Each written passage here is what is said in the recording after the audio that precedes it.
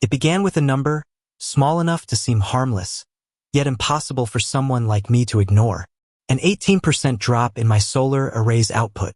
No storms, no shade, no technical failures. Just gone. Power production quietly siphoned away, like water leaking from a hidden crack. Most neighbors wouldn't have noticed. But I wasn't most neighbors. My system was my pride, my livelihood, and my silent victory against ever-rising utility rates. Every what mattered. And someone was stealing mine. The first week, I treated it as a puzzle. I combed through the monitoring data, tracing curves and dips with the precision of a surgeon reading vital signs. My panels faced the same way they had for years. The weather patterns were stable. The inverter logs were clean. But every day, between late morning and just before sunset, a strange power draw bled my system dry in bursts. It wasn't random. It was deliberate. Whoever it was had mapped my production cycle and was taking only what wouldn't be immediately noticed. Suspicion spread like a slow-burning fuse through my mind. In this neighborhood, most people barely understood how solar worked, except for one, Karen, the self-appointed vice president of our HOA. She was a master of the passive-aggressive letter. The sly rule reminder slipped into casual conversation, the condescending smile when enforcing a bylaw she'd memorized just to use against you. I'd seen the new electric sedan in her driveway. I'd noticed the sudden appearance of an above-ground hot tub behind her privacy fence. And I knew she loved anything that felt like getting one over on someone, especially me. But suspicions aren't proof. And proof was what I needed. I started logging everything, minute-by-minute consumption curves, peak load times, nighttime discharge anomalies. I placed small, precise current sensors along my conduit runs, invisible to anyone who didn't know exactly where to look. Over days, the pattern emerged. A clear secondary draw branching from my main line, siphoning my generated power down a path that had no business traveling. The signature was consistent, the consumption greedy yet calculated. The realization carried a strange thrill. It wasn't just theft. It was an operation. Someone had spliced into my buried cable with surgical precision, burying the connection under soil and landscaping so neat it could pass any casual glance. This wasn't the work of a clueless amateur. This was planned, installed, and maintained by someone who thought they could get away with it indefinitely. Confrontation would have been the obvious move. March to her door, point to the evidence, demand an end. But that's not how you win against someone like Karen. People like her thrive on direct conflict, twisting the narrative, playing the victim while sowing chaos. No, if she wanted to play a long game, I could play one better. I began feeding her just enough rope to tie herself in knots. The tap stayed in place, but the current it carried changed in subtle, maddening ways. A light flicker here, a voltage drop there.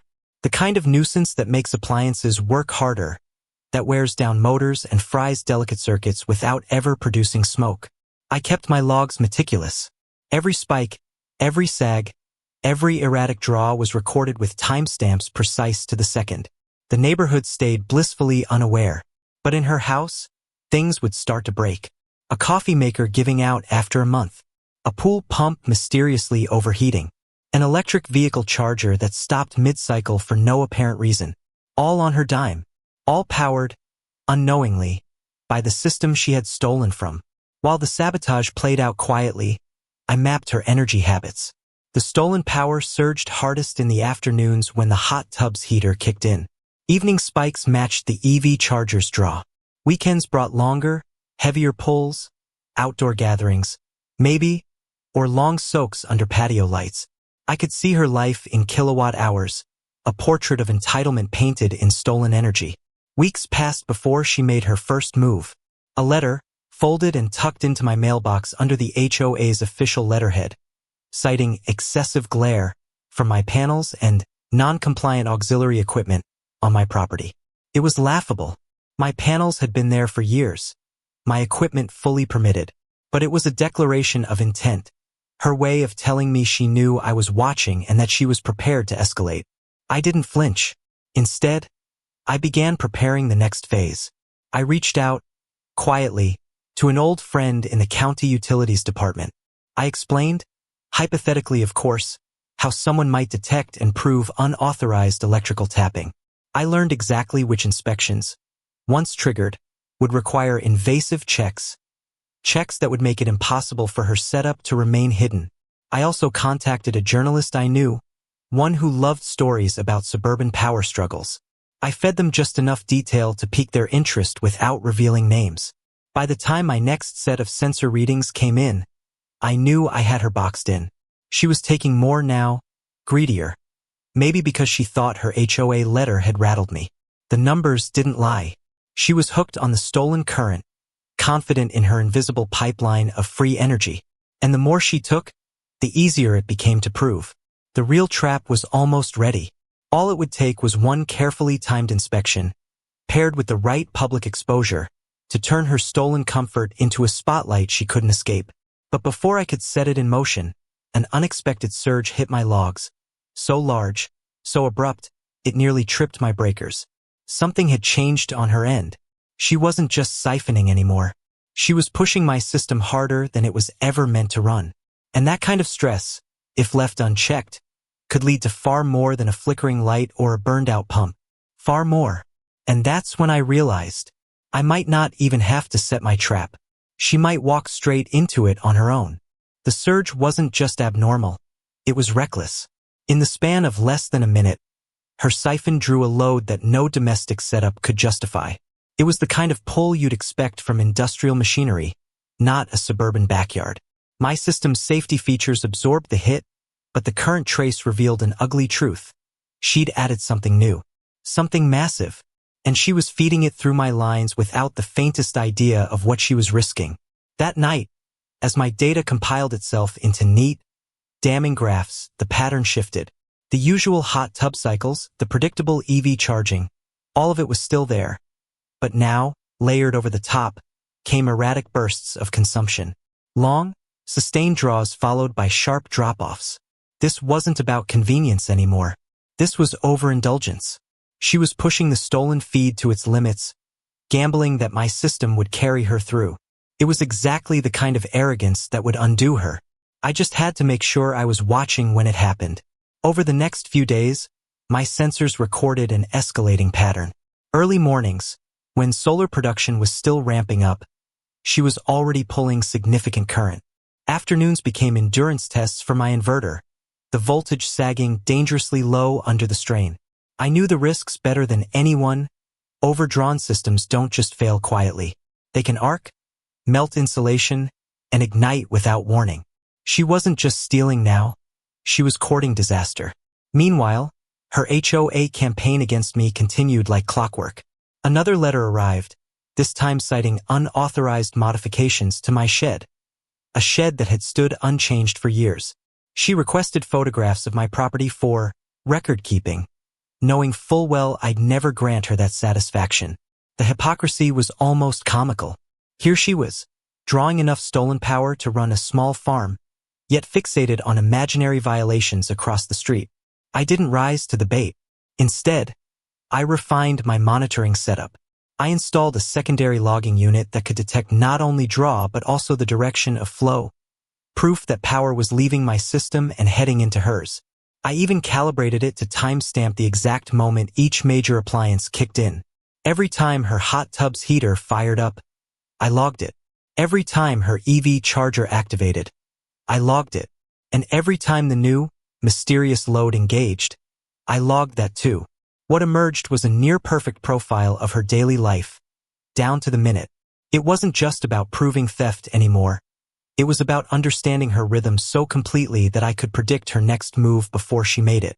Knowledge, after all, is leverage. The first real sign of trouble came on a Saturday afternoon. I watched the numbers climb higher than they'd ever been, holding steady for nearly 3 hours.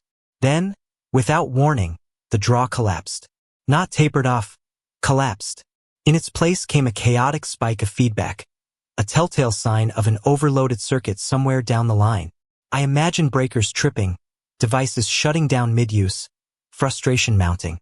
And yet, barely 30 minutes later, the siphon was live again. She had reset whatever had failed and gone right back to pulling. The recklessness was breathtaking. I knew then that I didn't have to rush. If she kept this up, something would give. Whether it was a scorched junction box or a catastrophic equipment failure, the fault wouldn't be mine. My only job was to make sure I could prove, beyond a shadow of doubt, where the problem originated. The opportunity to set the stage came sooner than expected.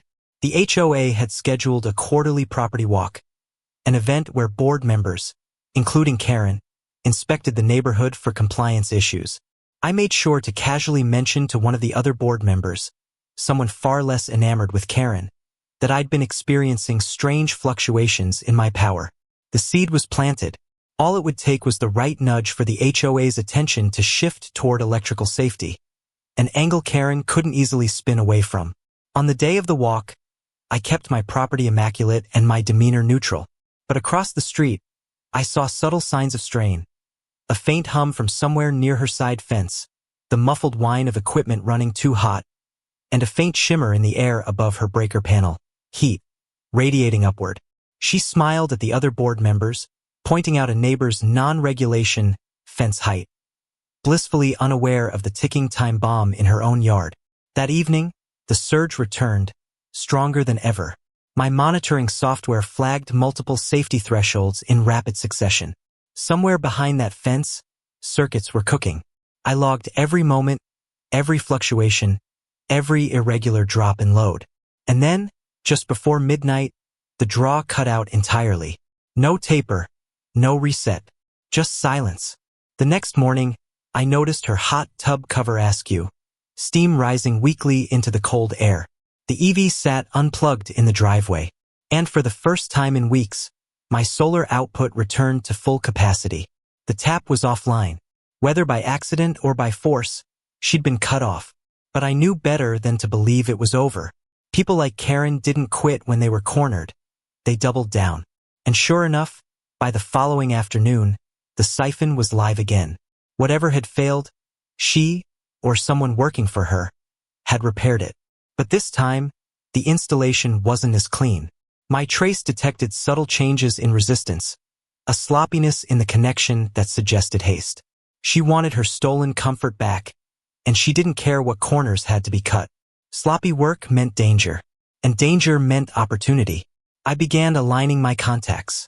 The utility department was ready, the journalist was interested, and the HOA, though still largely under her influence, was starting to hear murmurs from other residents.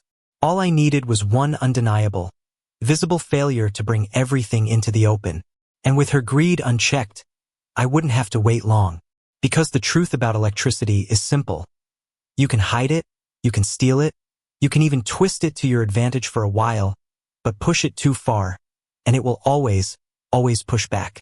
The morning it happened began without warning, without any obvious sign that the day would mark a turning point. The sun rose clear, my panels hummed in perfect alignment, and for a brief moment, I almost believed Karen's reckless siphoning might drag on indefinitely. But electricity, much like arrogance, has its limits, and hers was about to reach both.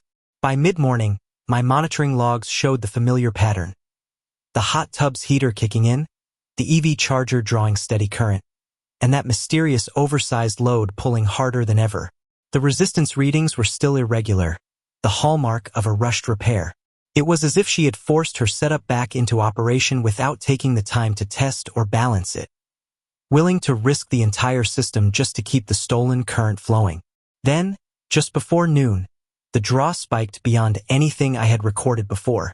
The numbers on my screen climbed so sharply that my software issued a string of red alerts in quick succession. I sat in my office, watching the data in real time, knowing that somewhere across the street, wires were straining, insulation was softening, and circuits were trembling on the edge of failure. The first sign of physical trouble came as a low, distant pop, muted, but unmistakable to anyone who knows the sound of electrical stress releasing in an instant. I glanced toward her property and saw nothing unusual at first. The fence still stood, the yard looked calm. But within seconds, the air above her breaker panel shimmered more intensely, the heat distorting the light like water over asphalt. And then came the sound. A sharp, cracking burst followed by a deep, resonant thud, like something slamming into the earth with force. A plume of smoke curled upward, dark at the base, turning gray as it rose. From where I stood, I could see the faint flicker of arcing electricity through the narrow gaps in her fence, bright enough to sting the eyes if you stared too long. Whatever she had connected was fighting for survival and losing. The neighborhood reacted slowly at first. A few curtains twitched. A car door opened and shut down the block. But when the second burst came, a brighter flash, accompanied by a more pronounced surge of smoke, heads turned. People began stepping out onto porches, phones in hand. Some pointed, some whispered, and in the center of it all, Karen emerged from her back gate, waving one hand toward the smoke as if shooing away a stubborn insect. She moved quickly, disappearing behind the fence again, but the problem wasn't going away. If anything, the smoke was thickening. The sharp scent of scorched plastic began drifting across the street, carried by a light breeze. Somewhere inside her system, wires were burning. And because she'd bypassed so many safety features by stealing from mine, the normal fail-safes weren't there to stop it. I didn't have to lift a finger. The scene was unfolding exactly as I'd known it would. The danger was real enough now that it would justify every call, every inspection, every question I'd prepared. All I had to do was make sure the right people were looking. I dialed my contact at the utility department, not to report theft, not yet, but to express concern about a possible hazard in the neighborhood. I kept my tone neutral, factual. There was visible smoke, I said, and the smell of burning insulation. With the kind of current some properties were running these days, it could spread fast. He didn't hesitate. A crew would be dispatched. By the time the utility truck arrived, a small crowd had gathered. Karen's husband, Rick, had joined her in the yard, both of them working frantically near the breaker panel. From the street, their movements looked hurried, almost panicked, two people trying to patch a sinking ship while the water rushed in faster than they could bail. When the utility workers approached, the couple stiffened, their gestures growing sharper. Their voices, though inaudible from my vantage point, clearly tense. The crew didn't need much convincing. One look at the smoldering equipment, one reading from their meters, and they began shutting things down. I watched as the main feed to her property was disconnected, the hum of energy bleeding away until even the faint shimmer of heat above the panel was gone. For the first time in months, my system readings showed a perfectly balanced load, no foreign draw, no hidden siphon. She was off the grid, at least temporarily. The fallout was immediate. Without the stolen connection, her hot tub sat cold, the EV charger idle. Lights in her home flickered before cutting out entirely. A generator roared to life somewhere in her backyard, but its uneven putter suggested it wasn't up to the task of powering everything she'd grown accustomed to running without thought. And the neighbors? Oh, the neighbors had noticed. Conversations began in low tones at first, but curiosity is contagious. People wanted to know what had happened, why the utility truck was parked there, why smoke had been curling above the fence. Some asked outright, others speculated, and though no one said it openly yet, the idea was taking root. Karen, the enforcer of HOA rules, the one always eager to point out others' violations, might be the one caught breaking them herself. I stayed silent, content to watch the tide turn. The utility workers packed up, leaving her property dark and humming only with the sound of that struggling generator. She disappeared inside, shades drawn, phone pressed to her ear. No doubt, she was already working on a new angle, one that would cast her as the victim, the misunderstood neighbor, the target of some imagined vendetta. But this time, the narrative wouldn't be hers to control. Too many people had seen the smoke, heard the flashes, smelled the burnt plastic. Too many had watched as professionals cut her power in broad daylight. And soon, the HOA, the county, and anyone else with authority over electrical safety would have cause to step in. She had built her comfort on stolen energy, and now, with the theft exposed by her own overreach, the structure was crumbling. And I knew the next step wasn't just to prove what she'd done. It was to make sure the evidence was undeniable, unspinnable, and impossible for her to bury. The first official knock came 2 days later, though the pressure had been building since the smoke incident. The HOA board had convened an emergency meeting, which in practical terms meant a few of them clustered in Deborah's kitchen, whispering like high schoolers deciding who to uninvite from prom. I wasn't invited, Of course, Karen had made sure I was labeled combative in past disputes. But I didn't need to be there to know my neighbor's fate was being weighed. The next morning, a county inspector's white sedan rolled up to her curb, parking at a sharp angle as if bracing for impact. He stepped out, clipboard in hand, wearing that expression all seasoned inspectors have, a mix of boredom, irritation, and quiet satisfaction at knowing they hold the power to ruin someone's week. From my upstairs window, I watched him take a slow, deliberate lap around Karen's property, eyes lingering on the electrical service line, the scorched panel housing, and the pile of discarded extension cords coiled near her side gate like a nest of bad decisions. The conversation between them started politely. She gestured toward the panel, offered him a bright, brittle smile, the kind people use when they're trying to frame themselves as reasonable. But whatever she was saying wasn't landing. His eyebrows inched higher, his notes became longer. At one point, he crouched near the breaker box, tapped something with his pen, and then tilted his head toward my property.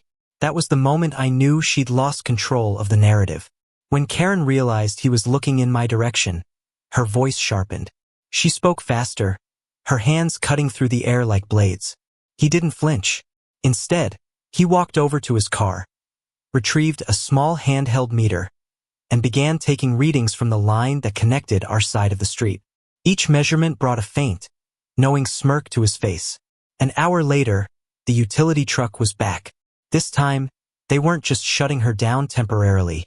They were sealing the panel with a bright red tag, the kind that says in large, uncompromising letters, "Do not reconnect, violation of code." She stood beside them, arms crossed, chin lifted, as though posture alone could erase the fact that she was now officially without legal power. But the real damage wasn't the tag. It was the audience. Half the block had come out by then. People lingered in driveways, pretending to water plants or collect mail, watching the scene like it was a live episode of their favorite show. Phones were out, some taking photos, others pretending to scroll but clearly recording. The whispers weren't whispers anymore. "Did you see the smoke the other day? I heard it was coming from her hot tub line." Hot tub? No. She was charging something big. My cousin says. Rumor had taken root, and the truth, though soon to be documented, no longer mattered. The HOA board, emboldened by the county's involvement, sent an official violation notice that same afternoon. I could see the letter taped to her front door in its neat plastic sleeve. From across the street, I could make out the bolded phrases, "tampering with electrical systems" and "unauthorized alterations." The kind of language that sticks to a person's reputation long after the fines are paid. And then came the journalist. I hadn't tipped him directly. Not yet. But word travels fast in a town this size, especially when the local paper is starved for anything juicier than pothole repairs. He was young, sharp-eyed, and clearly enjoying himself as he snapped pictures of the tagged breaker box, the scorched siding, and the cluster of neighbors trading theories. I saw him approach Karen.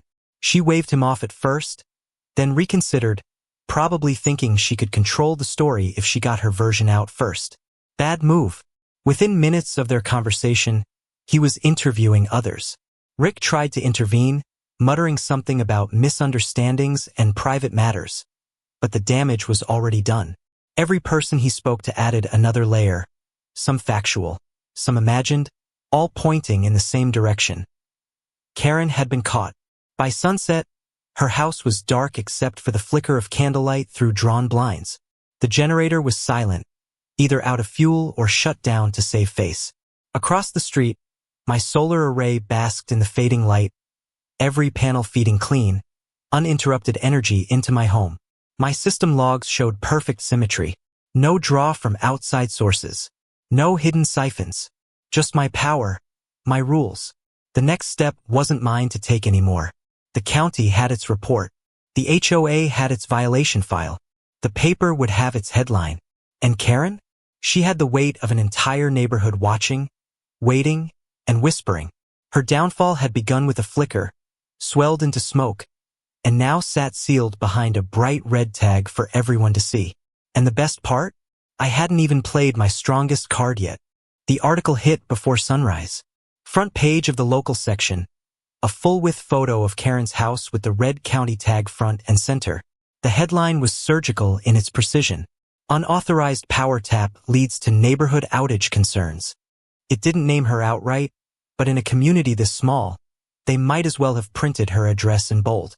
The story framed her as a resident of the Lakeside HOA under investigation for improperly connected electrical infrastructure and hinted at possible utility theft under state code.